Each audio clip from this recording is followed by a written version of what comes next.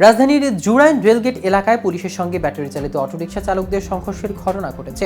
এতে শুক্রবার বেলা 11টা থেকে ঢাকা পদ্মা সেতু রুটে ট্রেন চলাচল বন্ধ হয়ে গেছে।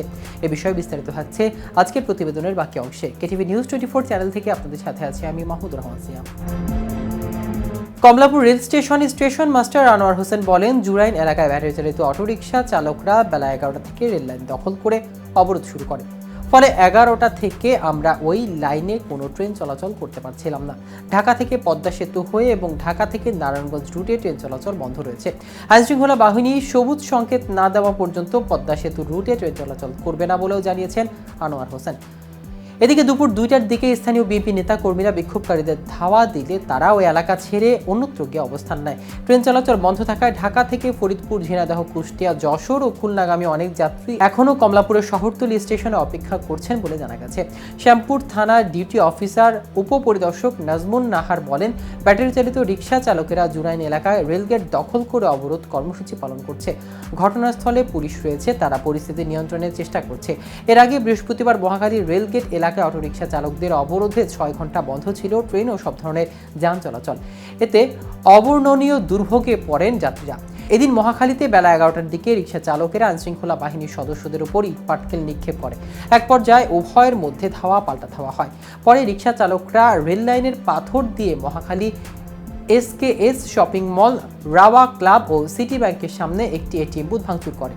এর আগে গত সোমবার তিতুমির কলেজের শিক্ষার্থীরা মহাখালী আরজতপাড়া রেল লাইন অবরোধ করে। এ সময় আন্তনগর উপকূল এক্সপ্রেস ট্রেনে পাথর নিক্ষেপ করে দুর্বৃত্তরা। এতে ওই ট্রেনের নারী, শিশুসহ অনেক যাত্রী আহত হন। ওই ঘটনায় উপকূল এক্সপ্রেসের ইঞ্জিন সহ 6টি বগি ব্যাপক ক্ষতিগ্রস্ত হয়েছে বলে জানিয়েছেন কর্তৃপক্ষ। রেল লাইন অবরোধ ও হামলার ঘটনায় রেল যাত্রীরা শঙ্কার কথা জানিয়েছেন জিআরপি পুলিশকে। উচ্চ আদালত থেকে ঢাকা মহানগর এলাকায় 3 দিনের মধ্যে ব্যাটারি চালিত রিকশা বন্ধের নির্দেশ আসে 9 নভেম্বর। প্যাডেল চালিত রিকশা সমিতি করা একটি রিটে প্রাথমিক শুনানির পর বিচারপতি ফাতেমা নজিব ও বিচারপতি মাহমুদুর রাজিব হাইকোর্ট বেঞ্চে এই আদেশ দেন। স্বরাষ্ট্র সচিব, স্থানীয় সরকার সচিব, আইজিপি, ঢাকা মহানগর পুলিশ কমিশনার, ঢাকার 2 সিটি কর্পোরেশনের কর্তৃপক্ষ সহ সংশ্লিষ্টদের আদালতে এই আদেশ বাস্তবায়ন করতে বলা হয়।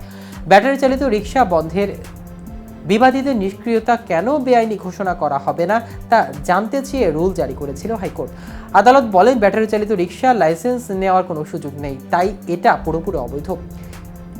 এর পরদিনই ঢাকা সড়কে ব্যাটারি চালিত রিকশা চলাচল অব্যাহত রাখার দাবিতে দয়াগঞ্জ মোড়ে অবরোধ করে বিক্ষোভ করে রিকশা চালকেরা।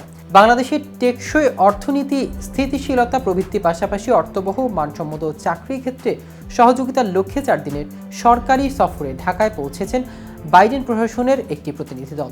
শুক্রবার সকালে ঢাকা পৌঁছে শ্রমিকের কাজের পরিবেশ এবং বিস্তারিত নিয়ে শ্রমিক সংগঠন সলিডারিটি সেন্টারের সঙ্গে বৈঠক করেছেন তারা। এদিকে দুপুরে বৈঠক করবে আন্তর্জাতিক শ্রম সংস্থা ILOর সঙ্গে। এছাড়াও সরকারি প্রতিটি পক্ষের সঙ্গে বৈঠকের কথা রয়েছে। প্রতিনিধি দলের নেতৃত্বে রয়েছেন আন্তর্জাতিক শ্রম বিষয়ক বিশেষ প্রতিনিধি কেলি এম ফে রজনিগেজ এবং শ্রম বিভাগের পক্ষে ডেপুটি আন্ডার সেক্রেটারি থিয়ালি। দর্শক, আজ এ পর্যন্তই। সারা দেশে নিত্য নতুন সকল আপডেট পেতে কেটিভি নিউজ 24 এর সাথেই থাকুন। ধন্যবাদ।